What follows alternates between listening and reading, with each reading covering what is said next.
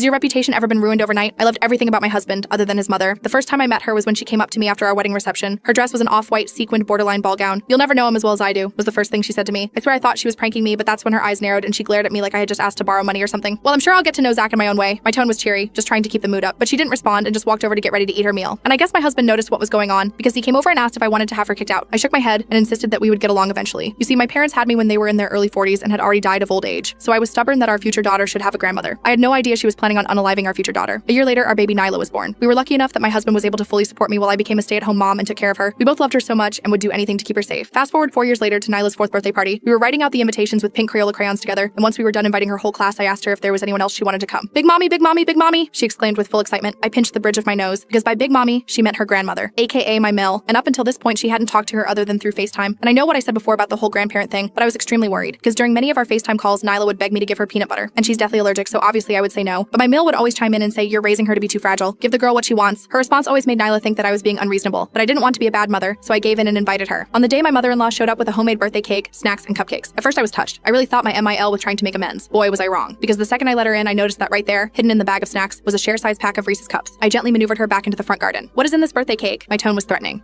Just like, vanilla. I grabbed it from her and smelled it. Yep, it was peanut butter. "You can either leave all your BS in the car and come inside without it or drive home." She tried to push past me, thinking I wasn't serious, but I shoved her away. Eventually, she retreated to her car and returned empty-handed. I would have told my husband about it, but the last thing I wanted was for the day to become about my mother-in-law instead of Nyla, so I settled for keeping a close eye on her while making sure she enjoyed the party. The rest of the party was pretty smooth sailing. Pink wrapping paper covered the floor, kids bought music playing, party hats, you know the drill. It wasn't until the end that my mother-in-law burned my entire life to the ground, because that's when Nyla started crying. TBH, at first I thought she just wanted attention, so I let all her friends hug her and ask if she was okay, but after just 30 seconds she was coughing hard, like really hard. The skin turned red and she was scratching at her throat. "Sarah," my name. "What did you do?" My Mel screamed like a banshee. I completely ignored her and just focused on dialing 911 with tears in my eyes. Luckily, the paramedics were able to give her a full recovery because the cause was simple. Someone had given Nyla peanuts. The entire class of moms stared at me while the paramedics interrogated me about whether or not I was neglectful. In the end, they concluded I was a good mom and they left us alone, but it was still enough to plant the seed that I was unfit to parent. That night, my husband and I were removed from the parent group chat on WhatsApp. My phone was bombarded with texts from parents informing me that they didn't want their child anywhere near my home. It was so overwhelming that I spent the entire night crying into my husband's arms. I really felt like I had let Nyla down. My husband blocked his mom on everything and promised we would never see her again. This calmed me down, but not for long, because the next morning we woke up to a knock at the door. It was CPS. The social worker had tattoos covering her arms, and her face was filled to the brim with Botox. She didn't even say anything, just shoved past me and started opening all of my cupboards. "OMG, what the actual Eve is this?" she screamed when she spotted a jar of peanut butter. It was at the very top, somewhere Nyla wouldn't be able to reach. "Sarah was right, your child is better off with her." I buried my face in my hands. Full story on channel, link below.